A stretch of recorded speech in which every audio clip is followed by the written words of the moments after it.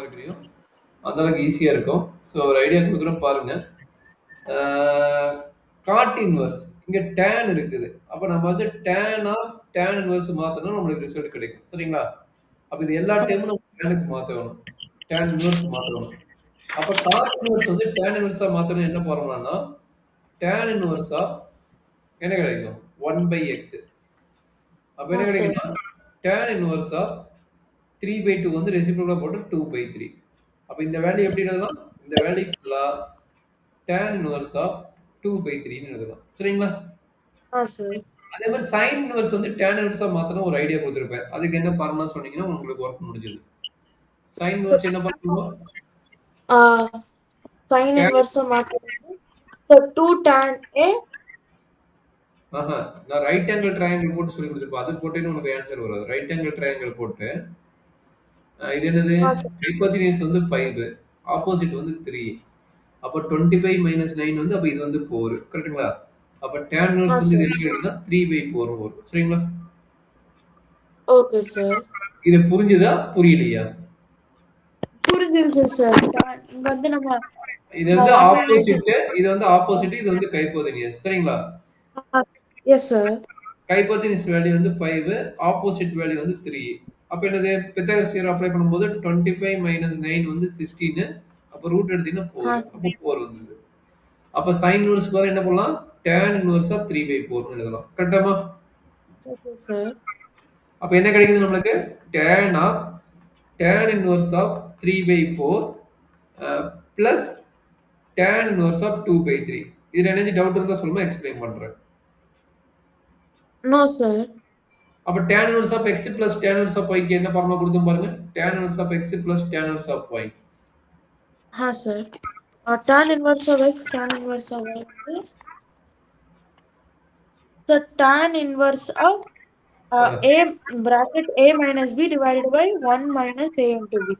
2 minus கிடையாது. 1 plus வரும், கீழ வந்து மைனஸ் வரும். சரிங்களா? ரெண்டுமே மைனஸ் எழுதினா மாத்திக்கோ. மேல வந்து பிளஸ், கீழ வந்து மைனஸ். கீழ வந்து மைனஸ், மேல வந்து பிளஸ். சரியாமா? சார். ஓகே. அப்ப இத சிம்ப்ளிஃபை பண்றேன் கண்ணு. அப்ப என்ன ஆகும்? இந்த 3 இந்த 3 கட் ஆயிரும். இதுவும் கட் ஆனா 2ன்னு வரும். சரிங்களா? அப்ப என்னாச்சு? Yes sir. tan inverse of இது எல்சிஎம் எடுத்தா என்ன கிடைக்கும்?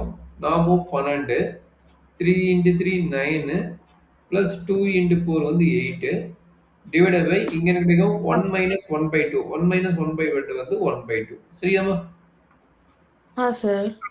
அப்ப இந்த டேர்ம் கட் ஆனா என்ன கிடைக்கும்? 6ன்னு கிடைக்கும். சரிங்களா? அப்ப என்னாச்சு? tan இன்வெர்ஸ் ஆஃப் 9 + 8 வந்து 17. அப்ப 17/6ன்னு வருது. சரியாமா? அப்ப tan பேபி கேன்சல் ஆயிரும். கேன்சல் ஆனா என்ன கிடைக்குது? 17/6ன்னு வருது. Okay sir.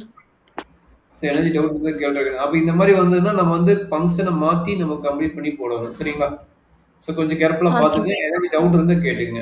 இந்த மாதிரி எந்த கொஸ்டின்ஸ் வந்தாலும் நம்ம என்ன பண்ண போறோம்? அந்த right angle triangle concept apply பண்ணிட்டு அதுல இருந்து நீங்க சிம்ப்ளிஃபை பண்ணி கொண்டு வந்து நீங்க கம்ப்ளீட் பண்ணணும். சரியாமா? Okay sir. ஐடியா புரியுதுங்களா? டவுட் இருக்குதுங்களா? ஐடியா புரியுது சார். ஓகே, நோட் பண்ணுங்க. ஒரு சில கொஸ்டின் கொடுக்குறேன். அப்பதான் இன்னும் கொஞ்சம் கிளியர் ஆவீங்க. மேபி இதே ஐடியா வந்து sin ஆஃப் cos inverse of 3/5 plus okay, உங்களுக்கு வந்து tan கொடுத்துறேன். அப்பதான் கொஞ்சம் ஈஸியா இருக்கும். இல்லைன்னா கஷ்டப்படுவீங்க. tan of secant inverse of 3/5 3/5 வராது 5/3 plus cosecant inverse of 7/4 இந்த மாதிரி போட்டு பாருங்க. கொஞ்சம் கிரிட்டிக்கலா தான் இருக்கும். பட் இந்த மாதிரி பிராக்டிஸ் பண்ணிட்டீங்கன்னா உங்களுக்கு ஈஸி ஆயிடும். சரியாமா?